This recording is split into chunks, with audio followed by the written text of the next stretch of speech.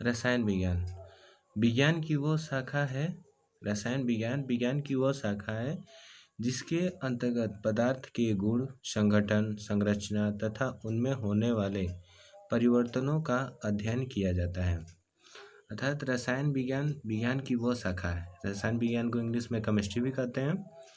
तो रसायन विज्ञान विज्ञान की वो शाखा है जिसमें पदार्थों का गुण, संगठन, संरचना तथा उनमें होने वाले परिवर्तन को अध्ययन किया जाता है।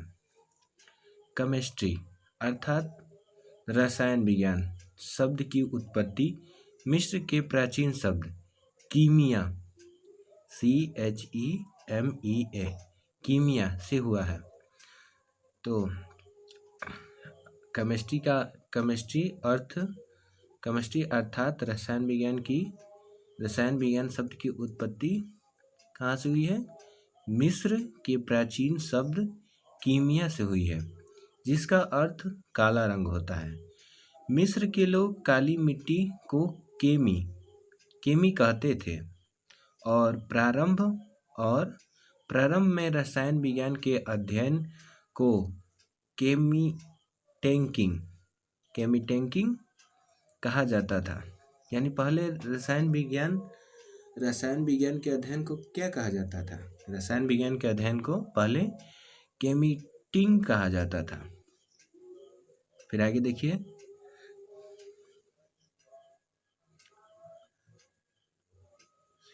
लेवाइसियर को रसायन विज्ञान का जनक कहा जाता है।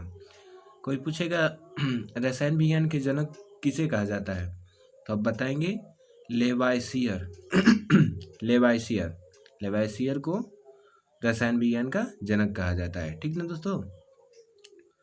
अब चलिए फर्स्ट पॉइंट पाते हैं, पदार्थ एवं उसकी प्रकृति। पदार्थ किसे कहते हैं? दुनिया की कोई भी वस्तु जो स्थान घेरती हो, दुनिया की कोई भी वस्तु जो स्थान घेरता हो, जिसका द्रव्यमान होता हो और जो अपनी संरचना में परिवर्तन का विरोध करता हो, पदार्थ कहलाता है। यानी कोई ऐसा वस्तु जो स्थान घेरता हो, यानी कहीं रख दिया जाए तो स्थान घेर ले और उसका द्रव्यमान हो।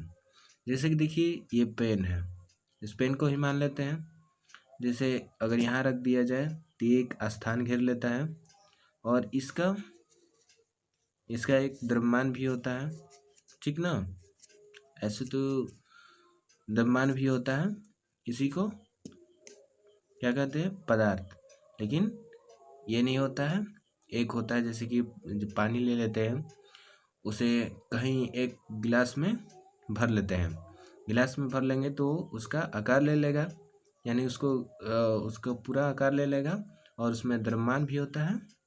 इसीलिए दुनिया की कोई भी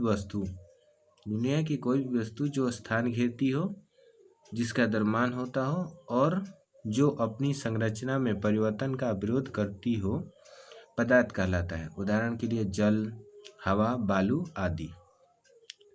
प्रारंभ में भारतीयों और यूनानियों का अनुमान था कि प्रकृति की सारी वस्तुएं 5 तत्वों के संयोग से बनी हैं। पहले के प्रारंभ में जो भारतीय और यूनानी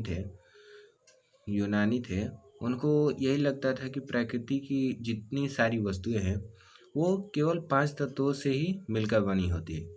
ये 5 तत्व कौन है, ये भी जान लीजिए। क्षैतिज, जल, पावक, गगन एवं समीर, इन्हीं 5 तत्वों से मिलकर बनी होती है। ये पहले के जो प्रारंभ में भारतीय और यूनानी थे वो लोग ये जानते थे। भारत के महान ऋषि कणाद के अनुसार सभी पदार्थ अत्यंत सूक्ष्म कणों से बने हैं, जिसे परमाणु कहा जाता है। भारत के महान ऋषि थे जिनका नाम कणाद था।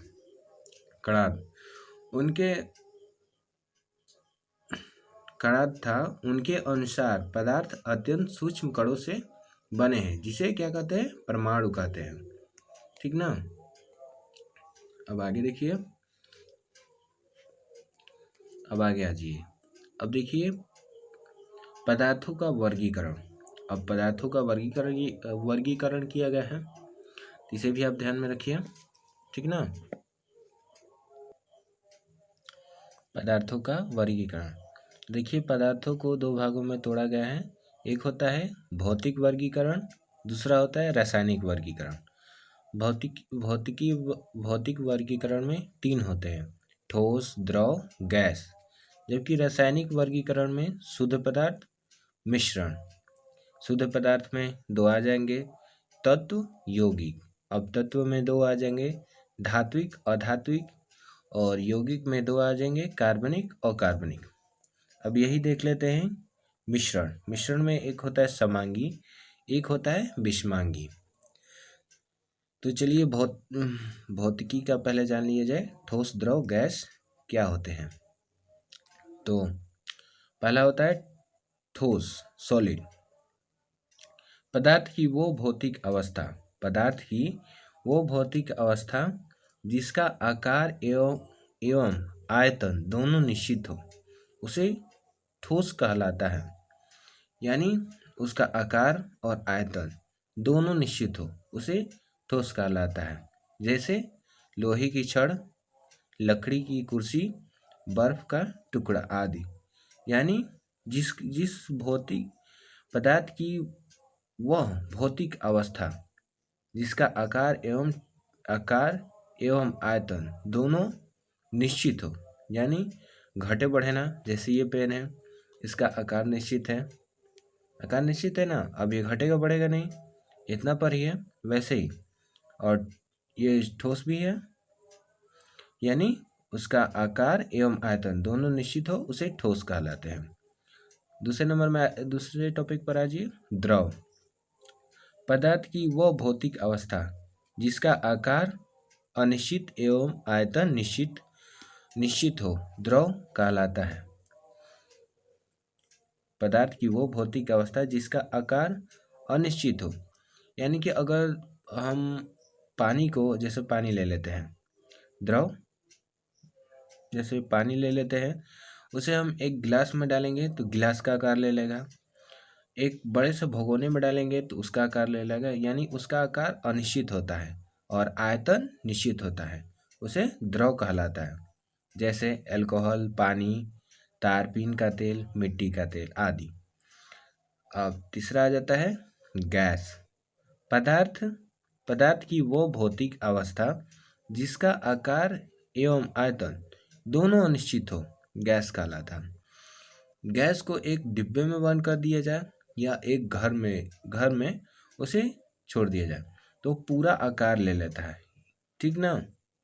उसका आकार और आयतन दोनों अनिश्चित होता है, ठीक ना। जैसे हवा, ऑक्सीजन, इन दोनों को आप जानते भी होंगे, हवा पूरा वायुमंडल में फैला हुआ है, ठीक ना।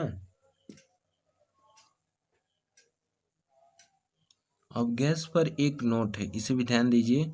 गैसों का कोई पृष्ठ नहीं होता, इसका विसरण बहुत अधिक होता है तथा इससे आसानी से संपीड़ित किया जा सकता है, ठीक ना। अब आगे देख लीजिए, ताप एवं दाब में परिवर्तन करके किसी भी पदार्थ की अवस्था को बदला जा सकता है, परंतु इसके अपवाद भी है। जैसे लकड़ी, पत्थर, ये केवल ठोस अवस्था में ही रहते हैं, ठीक ना। अब आगे चलिए, जल तीनों भौतिक अवस्था में रहता है। जैसे जल को अगर ठंडा कर दिया जाए तो ठोस हो जाएगा, ठीक ना। और उसे ठोस होगा तो यानी अगर ठंडा कर देंगे तो बर्फ बन जाएगा, और उसे गर्म करेंगे तो द्रव बन जाएगा, और उसे अधिक गर्म करेंगे तो वाष्पित हो जाएगा, गैस बन जाएगा, ठीक ना। पदार्थ की तीन भौतिक अवस्थाओं में निम्न रूप से साम्य होता है, ठोस, द्रव, गैस। उदाहरण क्या है, जल तीनों में होता है, ठोस भी होता है, द्रव भी होता है, गैस भी होता है, ये तीनों में आ जाता है। कुछ पदार्थ गर्म करने पर सीधे ठोस रूप से गैस बन जाते हैं, इसे ऊर्ध्वपातन कहते हैं। जब किसी पदार्थ को गर्म किया जाए और वो तुरंत गैस हो जाए उसे क्या कहते हैं? ऊर्ध्वपातन। जैसे आयोडीन, कपूर, इसे जब जलाते हैं तो क्या होता है? तुरंत गैस हो जाता है, उसे क्या कहते हैं? तुरंत जलाने पर जिस ठोस को हम तुरंत जलाएं, गर्म करें, तो वो अगर गैस बन जाए तो उसे क्या कहते हैं? ऊर्ध्वपातन। ठीक ना।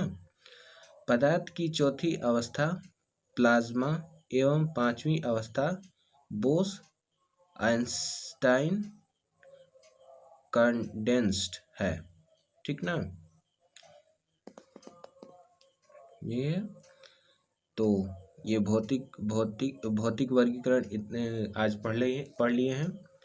कल हम रासायनिक वर्गीकरण पर चलेंगे। ठीक ना। आज के लिए बस इतना ही। कल फिर रसायन विज्ञान पढ़ाएंगे तो उसमें अगला बताएंगे। आज के लिए इतना भी। धन्यवाद।